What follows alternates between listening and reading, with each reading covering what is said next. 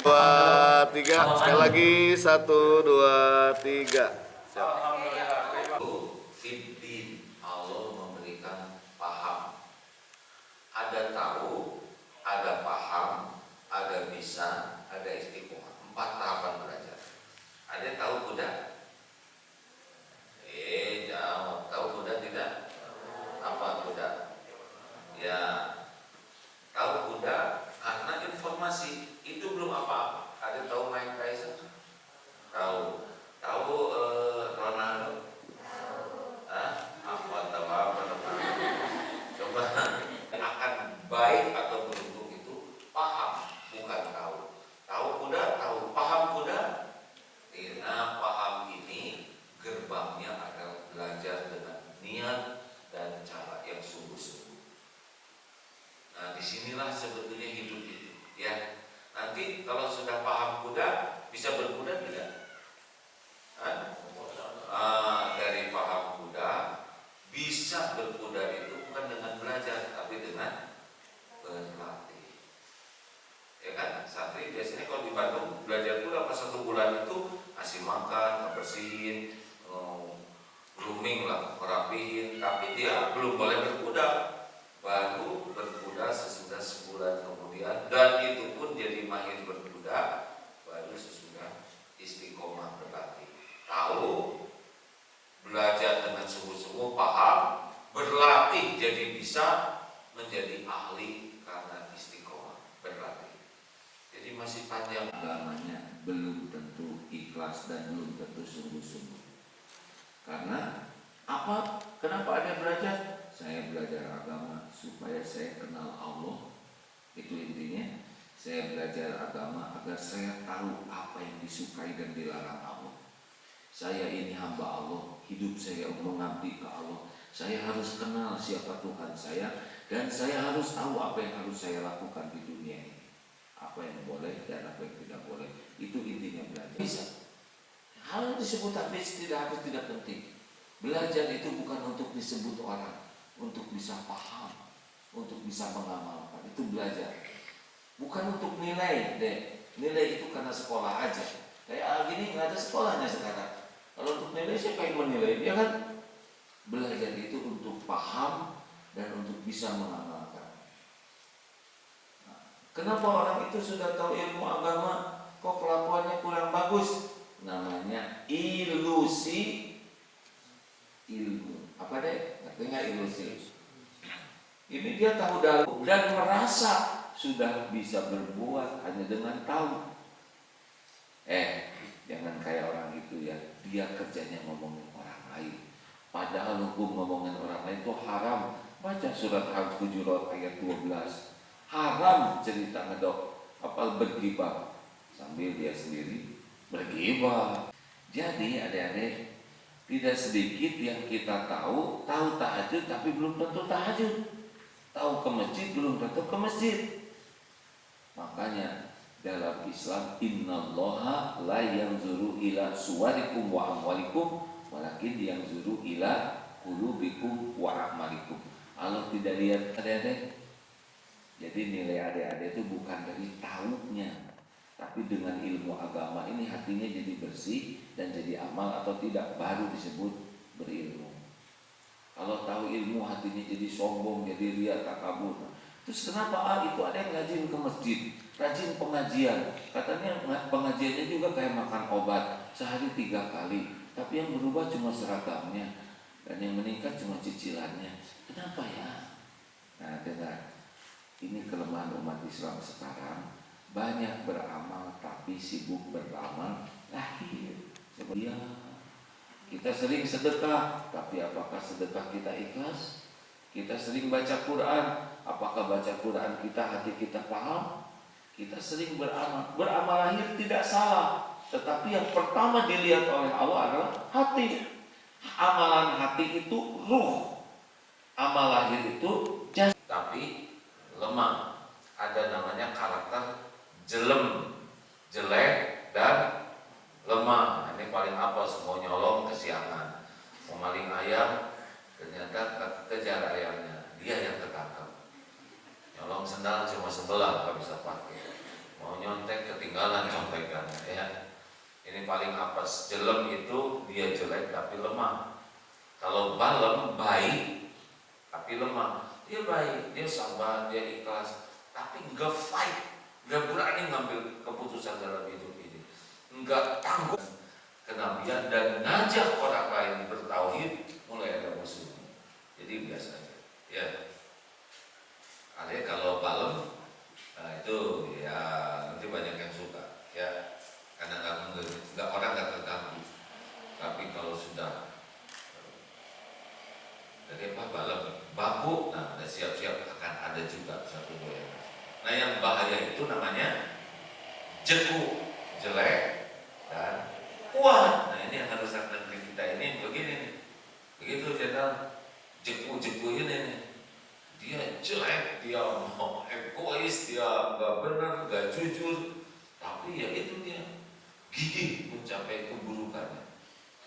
Karakter baku baiknya wal kadhib, dan hati-hatilah dari dusta, karena fa'innal kadhib yahdi ilal fujur. Dusta itu mengantarkan kepada keburukan-keburukan, dan keburukan yahdi ilal. Jadi Rasulullah itu sebelum jadi nabi, coba lihat gelarnya apa? Al-Amin. Gelarnya jujur terpercaya, baru jadi nabi. Nah, barulah mendapat kemuliaan insyaallah. Adik-adik tidak tauhid, tidak ditolerir, tidak jujur. Sudah tahu kan? Tidak jujur dikeluarkan, sudah tahu kan? Pertama, karena lebih banyak ngeluarin modal untuk bermanfaat ke masyarakat. Berat jadi pemimpin, kecuali pemimpin yang adil, jujur, terpercaya. Masya Allah. Tapi Pak Gub, nanti ketika di yaumul kiamah kita ada 7 golongan yang lain langsa aja, panas luar biasa. Yang pertama dinaungin Allah, tahu tidak takut siapa? Pemimpin yang adil. Ayo, nanti semua tenggelam dia keringat kita. Pemimpin yang adil dinaungi, termasuk pemuda yang tumbuh dalam keadaan taat ke Allah kayak adik-adik gini, itu nanti dinaungin juga. Terus yang memberi dengan tangan kanan, nanti tangan kirinya nggak tahu kenapa kok buntung, bukan buntung ini karena ikhlas. Ya itu cuma sebentar lah, cuma mampir. Nah, nanti di sini giliran ya kan, udah lama kan gubernuran, tapi nanti di yaumul akhir ada yang hari Allah, masya Allah. Jujur adik-adik bicara. Satu apa? Berani. Kenapa berani? Emang Rasul pemberani. Hidup ini pilihan. Pemberani adalah memilih apa yang Allah sukai. Jelas adik-adik? Ada itu pilihan mau pesantren atau tidak. Ada pilihan mau ngapalin atau tidak. Betul tidak? Tahajud atau tidak, ke masjid atau tidak, sedekah atau tidak, mau jujur atau tidak. Hidup ini memilih deh. Dan seorang yang karakter kuat itu berani memilih apa yang Allah sukai. Bukan masalah berkelahi, ya. Banyak yang berkelahi tapi dia pengecut sebetulnya karena dia milih yang salah. Paham adek? Jadi kalau salah, siapa yang salah? Ngacung. Ya di sini tidak. Setuju, oke kita sepakati. Pas lagi ceramah, ada yang ngobrol. Acungkan tangannya ngobrol. Mau ngaku, mau tidak ngaku terserah. Tidak ada main-main. Ya, tidak Bandung tidak naik kelas. Kalau tidak BRTT. Di sana tidak BRTT, tidak akan naik kelas. TSP, ulangi. Untuk ikhwan Yang tinggi boleh di bawah deh, duduk deh. Nah, yang tinggi dua. Ayo ikut. Nah, 3 sama 1 lagi. situ Nanti saya. yang sana. Iya, bagus. 1, 3. Persiapan santri ikhwan Lagi baca Quran. 1, 2, 3. Langsung menggeser. Nanya apa?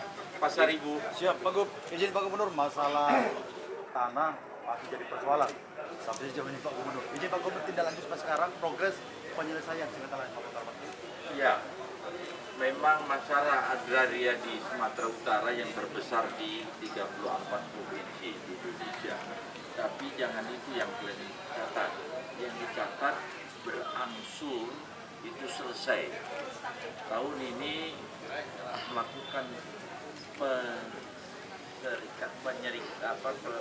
perserikatan tanah ada 112.000 bidang, tahun depan 150.000 bidang. Ini yang diupayakan oleh Kakanwil dan bekerja sama dengan Kopinda pastinya. Inilah yang sedang dilakukan.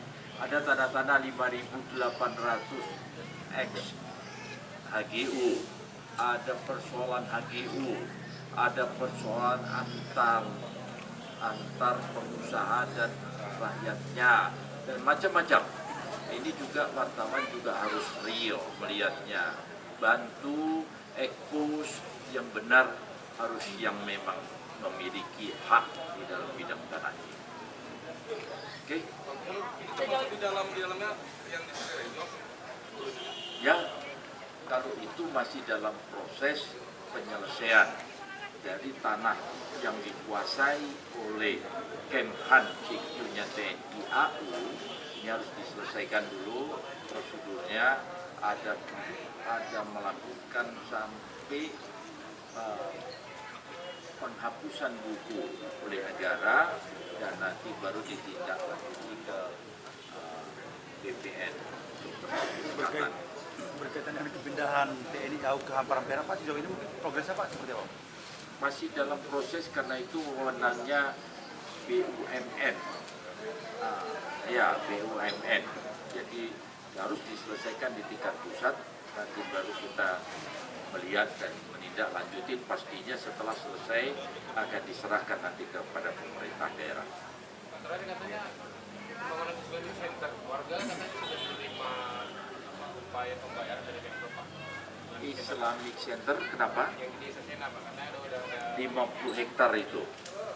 Ya. katanya udah menerima. Harusnya sudah nerima, orang itu sudah dipegang sertifikatnya. Sertifikatnya ada di Pemprov. Untuk Islamic 50 hektar, untuk sport center 300 hektar. Ini ada penyakit baru lagi, banyak babi kita mati.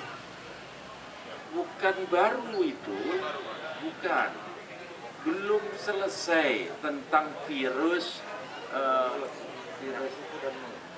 apa namanya itu untuk babi itu. Kalau sapi, babi juga kuku dan mulut. Ini bukan baru ini, bukan baru. Untuk itu rakyat selalu diingatkan, hati-hati. Dan sampai sekarang belum diizinkan barang dari luar ke dalam, barang binatang yang dari dalam juga keluar. Itu bukan, itu di koran salah itu. Muncul penyakit baru segala macam, tidak baru. Kita yang harus selalu waspada, rawat benar itu binatang-binatang sehingga tidak menjadikan rugi karena mati. Pak, apa yang kita lakukan, Pak? Selalu melakukan vaksin. Vaksin ini jalan. Tapi kalau rakyat tak bersih, ya akhirnya seperti itu. Pak, imbauan Pak, peternak Pak, dan Pada seluruh rakyatku ada sektor-sektor yang secara RUTR tempat yang dibolehkan untuk memelihara ternak. Taati itu.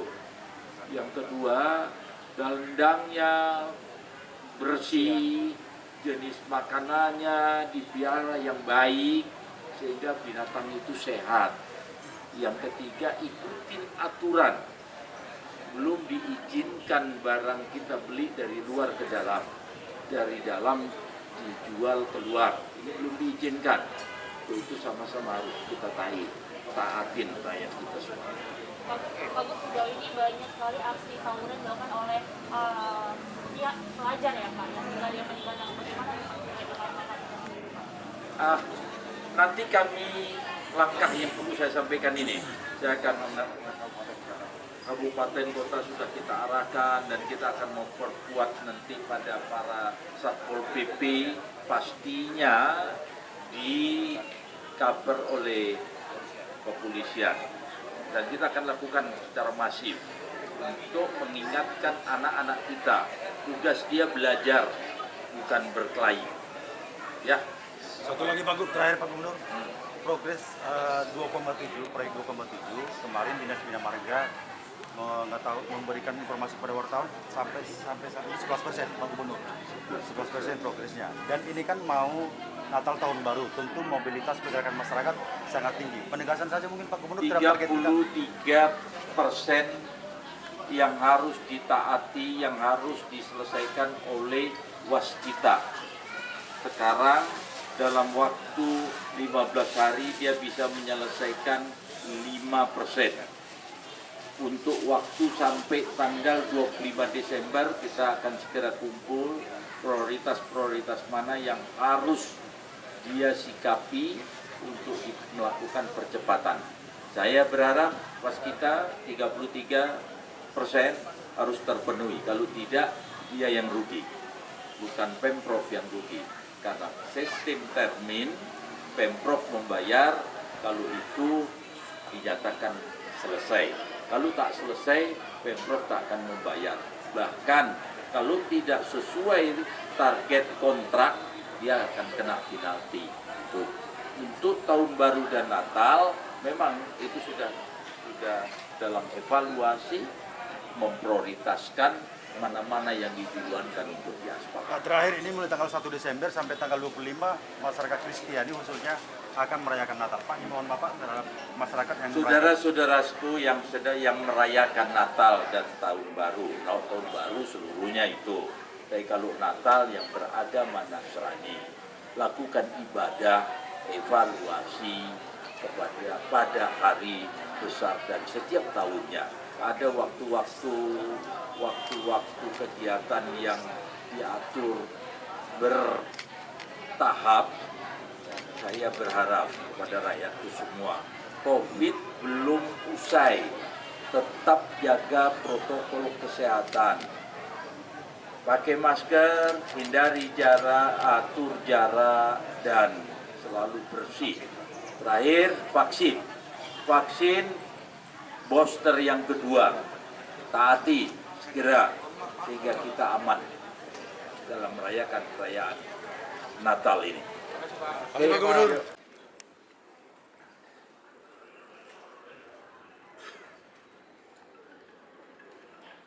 Terima kasih, dipersilakan duduk kembali.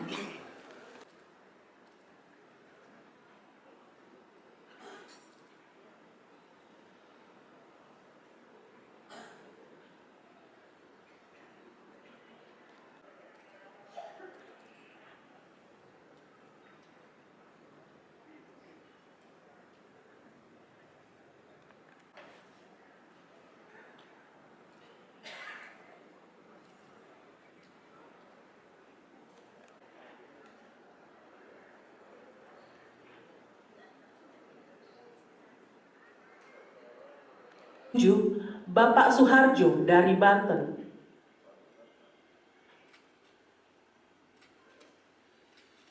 8. Bapak Abbas Bubuk dari Jambi. Baik, Bapak dan Ibu, kami persilakan untuk duduk kembali. Kita akan melanjutkan acara seremonial untuk Provinsi Sumatera Utara.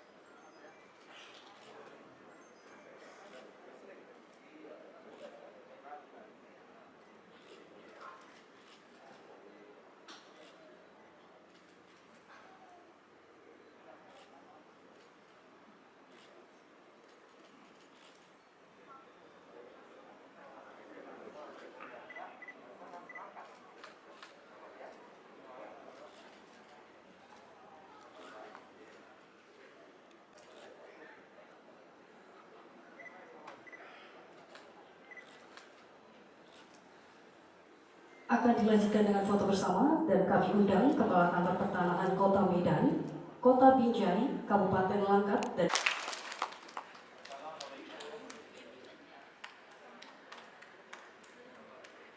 bagi kita semua, Om Swastiastu, Namo Buddhaya, salam kebajikan. Andil BPN pemerintahan saya sampaikan ini, kalau saya tak dibantu oleh Bapak Kapolda, Pak Askan, ini tak terselesaikan. Niat kita sudah lama seperti ini. Tetapi begitu disambut ada keputusan dari Presiden, pajak tanah ditanggung oleh Pak Askan. BPAPB itu pajak apa namanya? Itu ditanggung oleh pemerintah daerah, dibagi masing-masing kabupaten dan kota.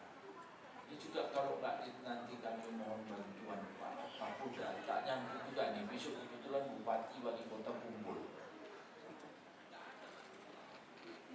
Ini tak semudah itu, karena hambatannya ya dua itu dari dulu. Hambatannya itu, BPN sekarang diperintahkan oleh Presiden agar memprioritaskan dan mengatensi ini selesai. Kalau tidak terselesai juga, jangan selesai. Inilah saat ini kesempatan bisa terselesaikan. Namun demikian, saudara-saudara saya, ini harus tahu ini semuanya. Berkeadilan dengan Anda memegang sertifikat, inilah keadilan. Begitu Anda main-main yang tak merasa punya, tanah ini kan kalau enggak kita beli atau warisan atau nyerobot, mencuri. Ini di Sumatera Utara lebih banyak yang menyerobot daripada warisan dan membeli. Ini yang persoalan. Aman, orang datang tunjukkan sertifikat, bisa muncul sertifikat baru. Itu yang lalu. Saya berharap dengan BPN yang dipimpin oleh Pak Askan ini tak boleh ada muncul begitu. Jadi pastikan Anda juga tidak memasukkan sertifikat. Sebelum saya melanjutkan masalah bicara ini, saya apresiasi untuk Pak Kapolda ini. Ada satu orang yang selalu berurusan dengan tanah dan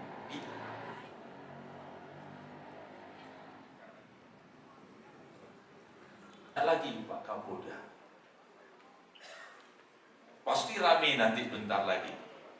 Masuk orang rame. Sudah beberapa orang sudah. Sekarang ini masuk lagi satu tersangka. Tapi itu urusannya nggak tanah-tanah yang sebesar bapak-bapak pegang. Ada tanah yang khususnya 2.000, 3.000, tapi posisinya memang bonjol di Ponorogo, di Sudirman. Itu karena di tempat di Kapolda aja rumah itu, kalau enggak disikat juga rumahnya itu. Inilah kita berkeadilan. Saya terima kasih Pak Kapolda. Yang kedua, manfaat. Tadi yang disampaikan Bapak, jangan nambah-nambah perkara lagi.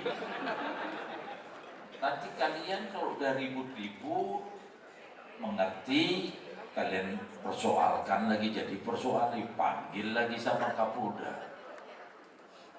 Itu terus. Tidak, bukan berarti saya, silakan Anda sekolahkan, tapi itu benar tadi itu. Tapi kalau hanya untuk beli sepeda motor, jalan kaki sehat, sepeda motor, jalan kaki sehat, tenang, Anda hidup tenang. Menyekolahkannya di Bank Sumur, saya untung juga gitu.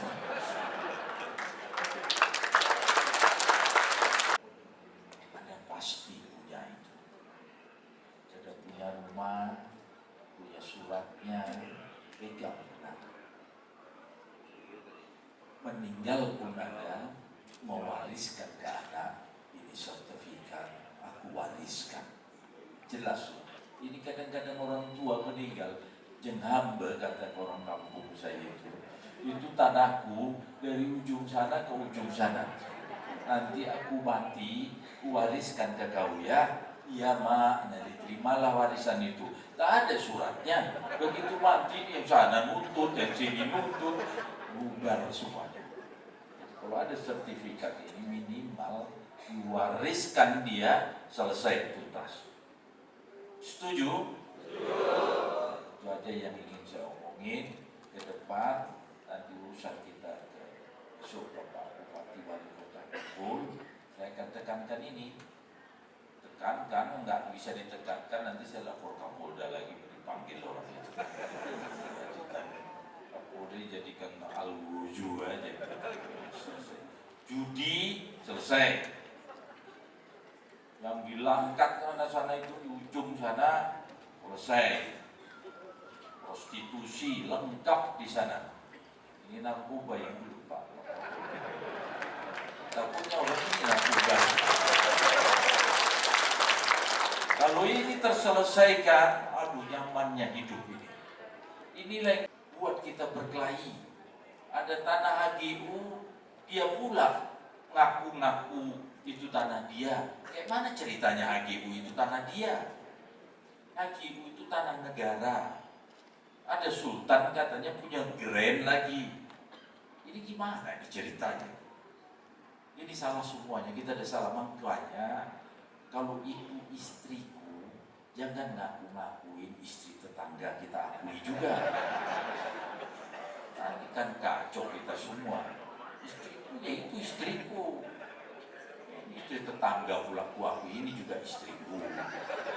Repot nanti semuanya. Jadi ada hijab kabul di situ. Pastikan itu adalah milik kita. Jihad mempertahankannya. Jihad itu masuk surga mempertahankan hartanya. Tapi kalau harta orang ngapain kalian pertahankan?